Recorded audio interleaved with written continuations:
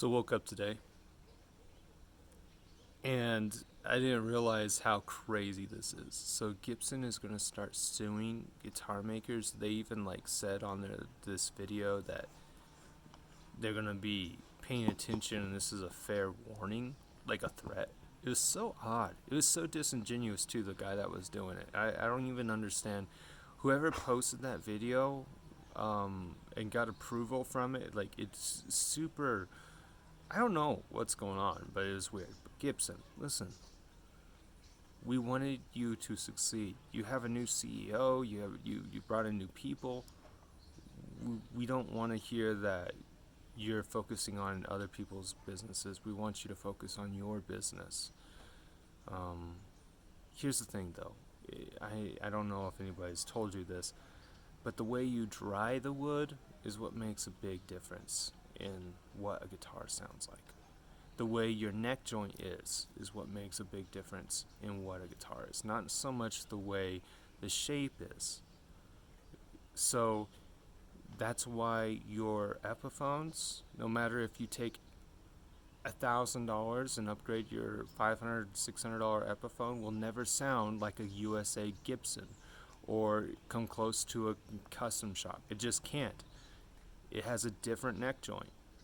When you take a look, just take a moment, look at your custom shop, the way they build Les Paul Juniors. You'll notice the neck angle is a little different. Why is that?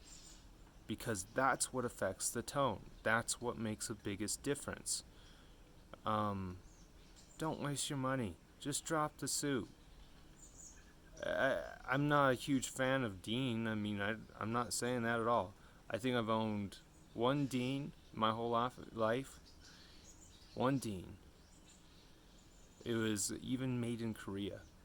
And that'd be like Schecter. That'd be like Schecter being like, well, uh, LTD, ESP, all these companies are pretty close to ours.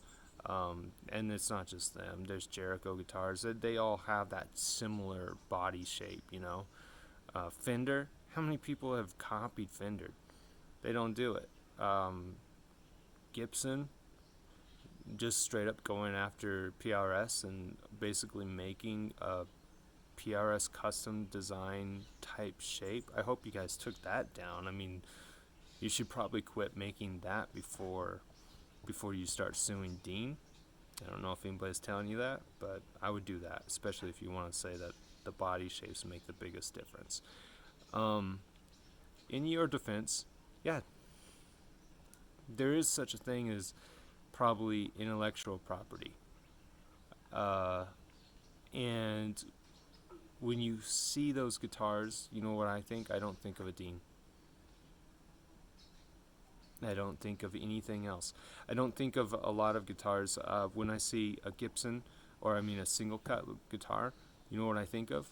I think of the original single cut guitar, the Gibson Les Paul. I mean, everyone does that. And everybody wants to own a good Gibson Les Paul.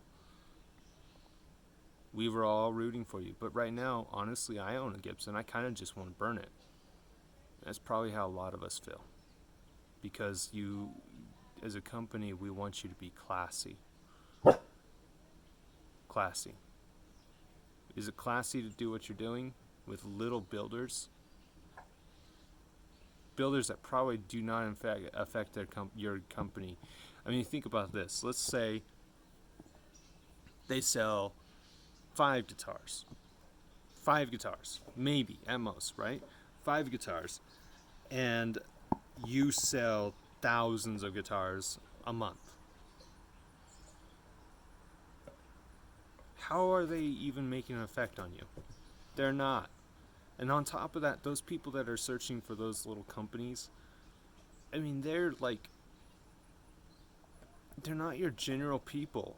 General people literally see a Gibson headstock, look it up, and Google has a way of doing that. It's not like we live in an ignorant world. Everyone knows when they see your headstock, it's a Gibson, even if there's tape over it or not. It's called free advertisement.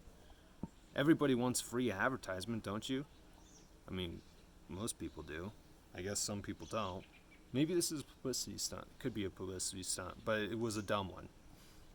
Because now instead of people rooting with you, you're drawing lines in the sand. Because they just want you to be great. They just want your guitars to be good guitars. We want you guys to be classy.